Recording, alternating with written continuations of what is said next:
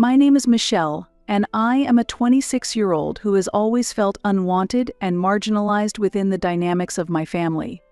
In a stark and painful contrast, my younger sister Christina, who is 4 years my junior, has perpetually been the focal point of our family's attention and affection. Our parents have consistently adored and spoiled her, always endorsing her actions and decisions, no matter the circumstance. Whenever Christina encountered even the smallest of obstacles, our parents were quick to come to her aid, offering her support and solutions. Meanwhile, my own efforts and achievements were frequently ignored and undervalued by everyone around me. One seemingly ordinary day, our parents were busy preparing for an outing to a nearby park. My mother was preoccupied with packing various items into a bag, while my father frantically searched for his car keys. Amidst this flurry of activity, Christina, as was typical for her, was bubbling with excitement and impatience, eagerly urging them to hurry up. Feeling a surge of longing to be included, I approached my mother and tentatively expressed my desire to join them, saying, "I want to come along too." However, she merely glanced at me briefly with a cold expression and dismissively responded, "Michelle, you should stay home and do your homework." Her words constricted my heart like a vice. My father remained silent, offering no words of support, and Christina cheerily exited the house, cheerfully calling out, "See you later." I was left behind, relegated to the solitude of the living room, sitting on the sofa and blankly staring out the window. The silence in the house was oppressive, marked only by the incessant ticking of the clock. My parents neglected me, only insisting that I do my homework, and I was constantly excluded from family events. Throughout my childhood, Christina often approached me with a sense of innocent enthusiasm, asking if we could play together. Whenever I was engaged in an activity, she would eagerly want to join in, chirping, "Me too," and it felt entirely natural for her to be at my side. However, as she grew older, she began to realize the special treatment she received from our parents. They showered her with affection and praise for even the most trivial accomplishments, while they exhibited a cold indifference towards me, showing no interest in my endeavors or feelings. This disparity in treatment became increasingly evident to Christina, and over time, she developed a noticeable sense of superiority over me. Her once innocent demeanor gradually morphed into one of condescension. She began to dismiss my conversations casually and would laugh at my failures. While she maintained the facade of a perfect, obedient child in front of our parents, her attitude towards me grew colder. I felt an escalating sense of isolation within the family, a feeling that I was an outsider in my own home. After graduating from high school, I took a job as a waitress in a local restaurant. Initially filled with anxiety, I gradually began to find my rhythm and started to derive some enjoyment from my work. Unfortunately, my family failed to recognize this job as a valid or respectable career. My mother often made disparaging remarks, belittling my occupation by asking, "Is this the only job you can do?" She seldom showed any interest in the stories I shared about my work life. Similarly, Christina would offer only superficial support, remarking, "Being a waitress is a respectable job," yet her words lacked any genuine interest or warmth. At family gatherings, I often felt invisible as both my parents and Christina seemed to ignore my presence, a recurring pain that deeply hurt me, yet I continued to yearn for their recognition and love. When I was 20 years old, I met Arthur through a mutual friend. He initially appeared shy and serious, but as we began to talk more, I was drawn to his profound kindness and empathy. We quickly formed a close bond, and after several outings together, our friendship blossomed into a romantic relationship. Spending time with Arthur became the highlight of my days, and we eventually decided to move in together. My life began to revolve around our shared moments, each day feeling special because of his presence.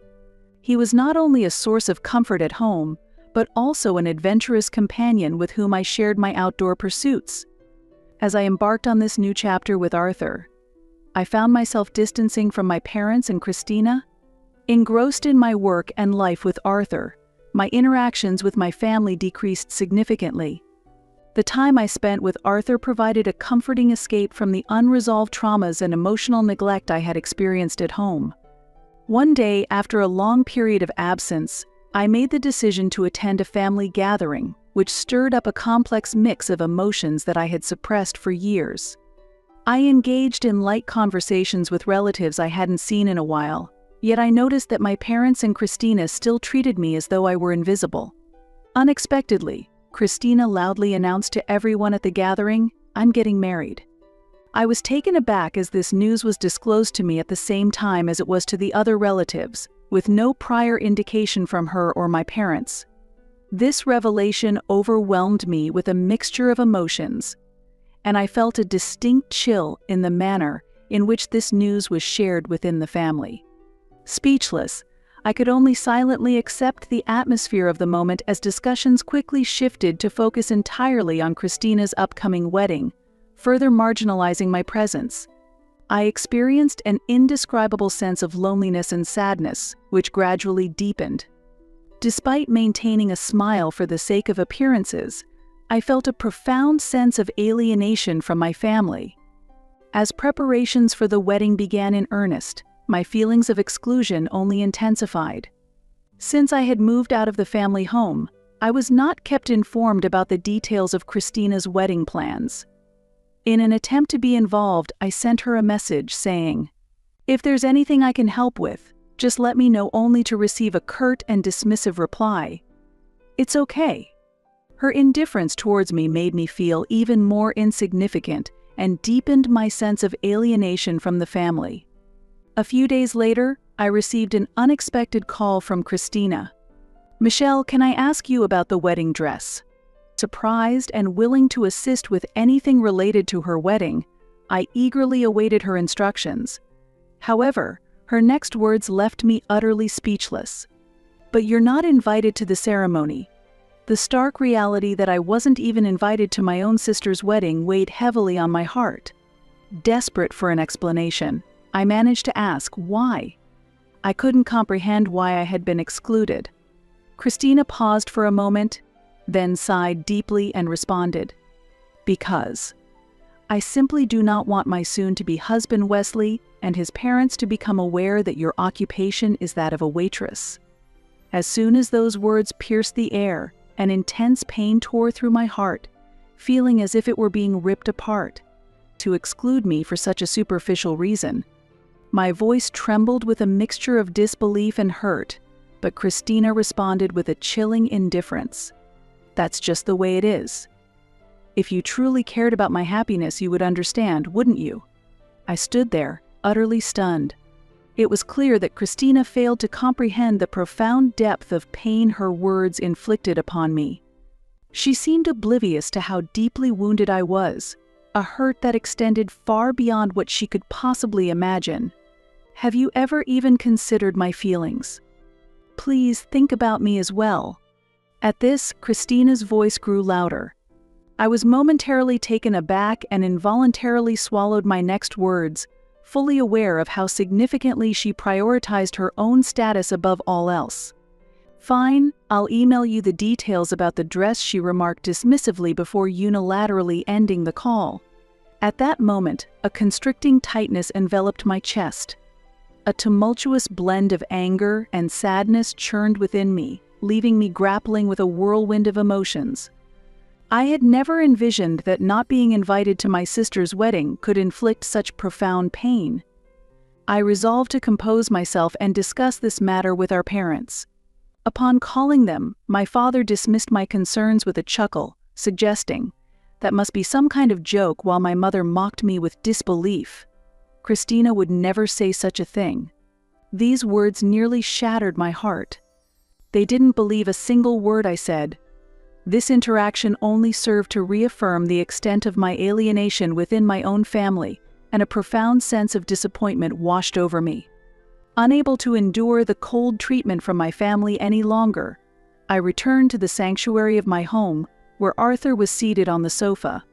He could instantly tell something was amiss and quietly inquired, "What happened?"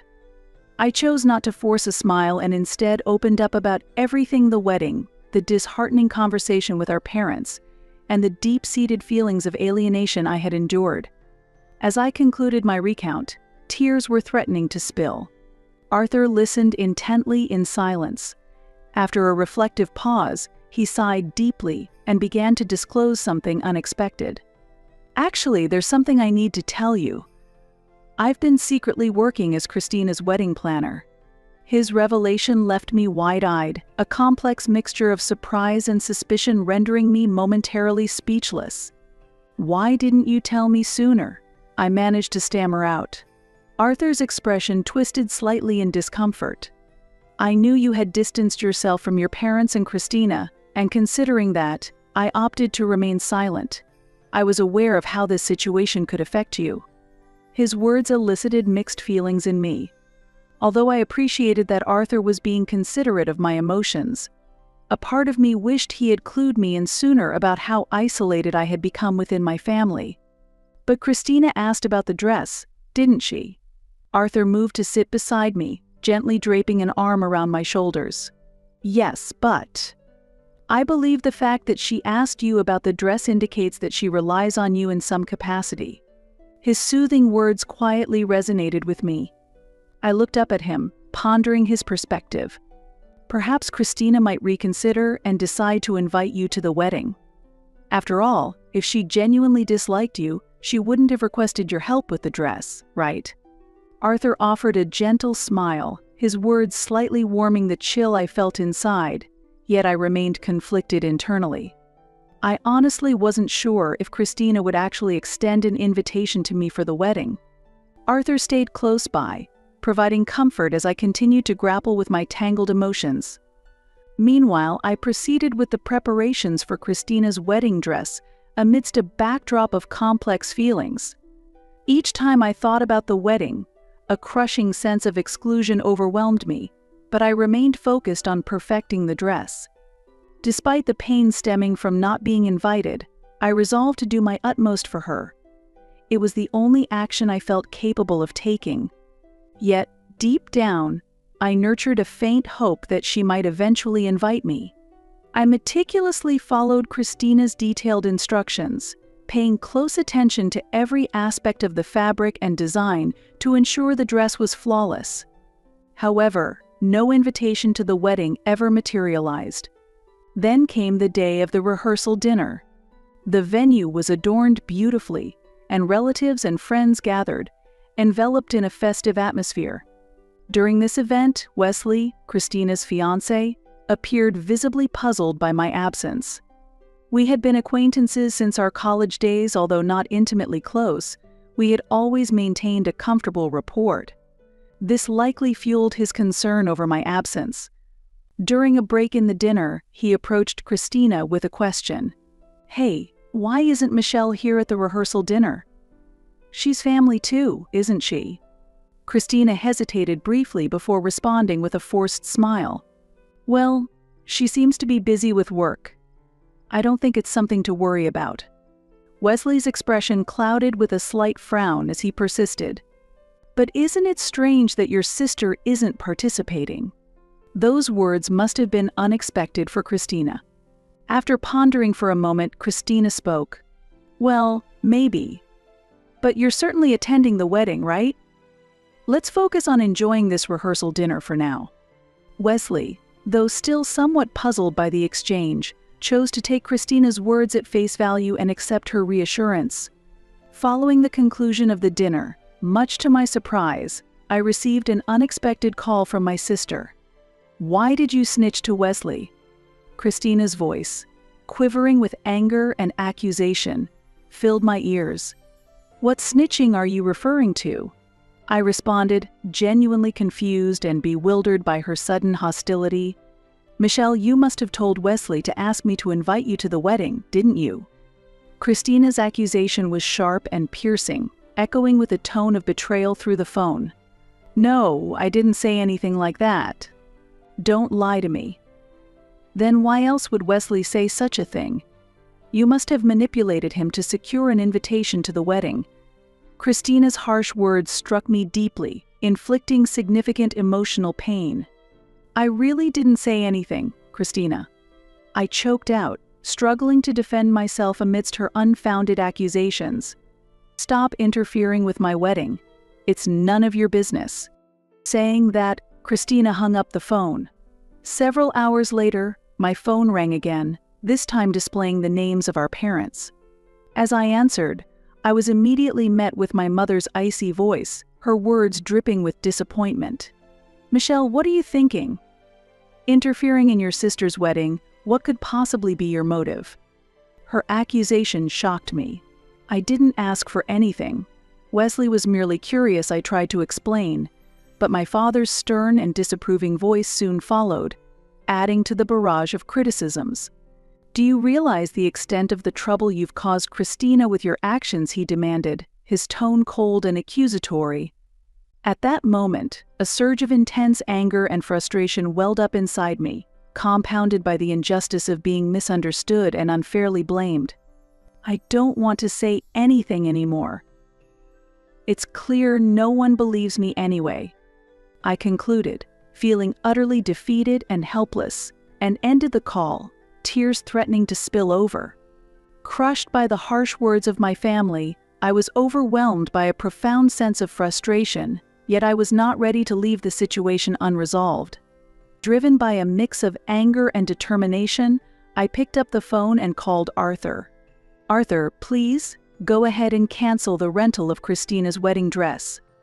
There was a brief pause on the line as Arthur processed my request, but he eventually responded with understanding and support. "Okay, I understand how you feel. I'll support your decision." From what Arthur later told me, Christina was visibly distraught, unable to grasp the unfolding events. On the day of the wedding dress did not arrive as planned. It is said that the guests were abuzz at the venue. Amid the mishap of the missing wedding dress, the ceremony apparently came to an end. In the aftermath of the ceremony, unable to contain her frustration and anger, she confronted Arthur, demanding, "Why did this happen? What were you doing as the planner? You've ruined my most important day." Following these tumultuous events, Christina departed on her honeymoon with Wesley. Unexpectedly, during their honeymoon, I received a call from Wesley. His voice carried a tone of confusion and concern. "Michelle, I need to ask you something. I tried discussing why you weren't at the wedding with Christina, but she's been evasive," he continued, his words tinged with confusion and suspicion. "Honestly, I've been puzzled about your absence.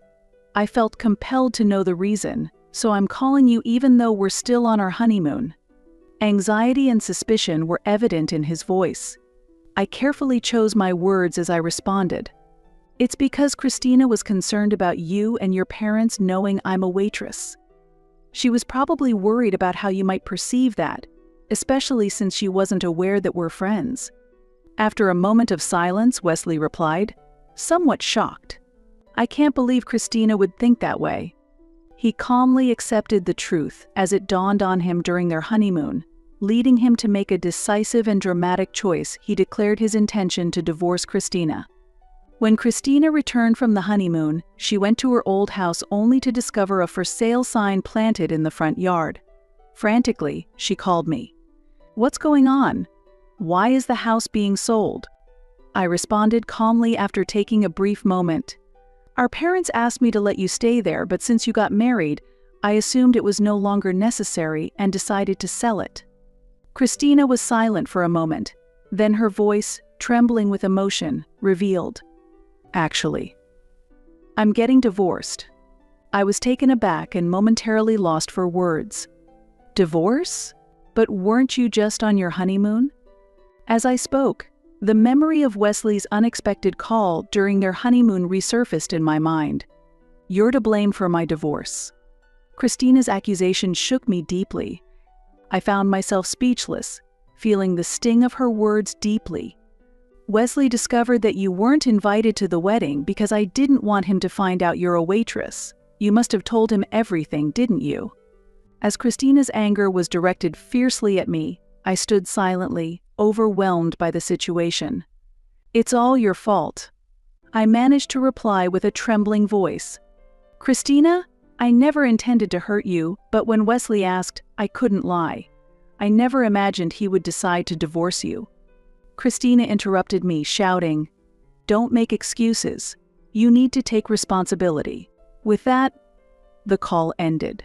A few days later, I saw our parents' names flash on my phone screen and sighed loudly, bracing myself for another unpleasant conversation. As soon as I answered, my mother's cold voice came through, laden with disappointment. "It's truly unfortunate what happened to Christina. You instigated this by telling Wesley, didn't you? What a terrible sister you are." My father chimed in, echoing her sentiments. "You always do this. You never think about the family. What were you hoping to achieve by hurting Christina?" The accusation made my blood boil with anger. I retorted sharply, "You're never going to believe me anyway. You act as if I'm entirely to blame for Christina's hurt, but you understand nothing at all." After a brief silence, my mother sighed. "You really lack compassion for your family." I couldn't help but respond with a cold, bitter laugh. "Me? Lacking compassion? Are you implying that you have ever shown any compassion towards me?" Silence fell on the other end of the line before I continued in a frosty tone. "We're not even a family. I don't care what happens to Christina anymore." With those final words, I hung up the phone, resolute in my decision to no longer involve myself with Christina. However, Christina didn't cease her efforts to target me. She began to denounce me on social media, posting daily claims that my divorce is all because of my sister, directly blaming me for the collapse of her marriage. Her posts escalated each day, turning into attacks not just on me but also on our family and friends. One day at work, Christina burst into the store where I was working at. Upon spotting me, she immediately raised her voice, startling everyone around. "You've ruined my life." As she stormed towards me, yelling, my coworkers watched in shock. Ignoring the bystanders, Christina pointed accusingly at me and shouted, "You caused my divorce by telling Wesley." Her voice reverberated throughout the store. Struggling to maintain my composure, I attempted to calm the situation. "Christina, please stop this here." But her anger was unrelenting, and she continued to loudly berate me, causing discomfort among the customers. Christina's behavior had spiraled completely out of control, forcing me to call security to handle the escalating situation. On another occasion, she barged into my home, shoving me aside and beginning to smash items inside. I quickly grabbed my cell phone and recorded her aggressive behavior. Christina's harassment persisted. She filled my mailbox with threatening letters and vandalized my door with horrible graffiti.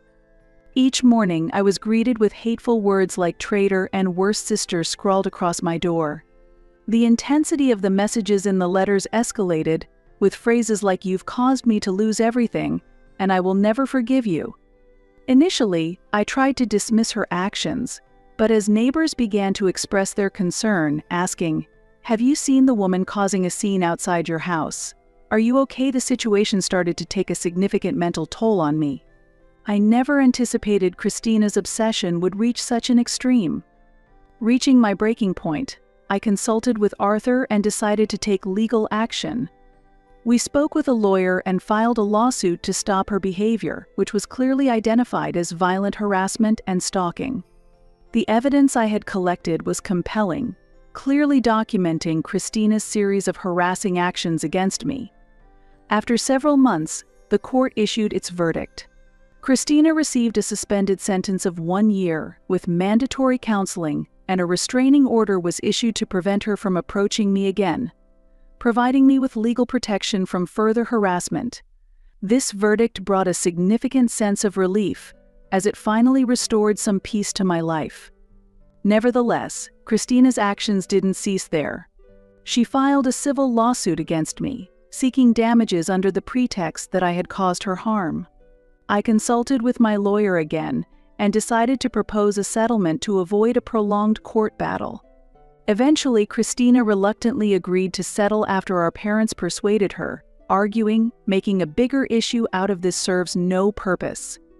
It's better for you to step back now." Christina remained dissatisfied to the end, muttering resentfully, "It's all her fault." After the settlement, now legally protected, I gradually began to reclaim a sense of normalcy in my life. Whenever I felt anxious, Arthur was there to provide comfort and support. While the scars from the past events may never completely vanish with Arthur's steady presence, I no longer live in fear and am able to enjoy a peaceful daily life.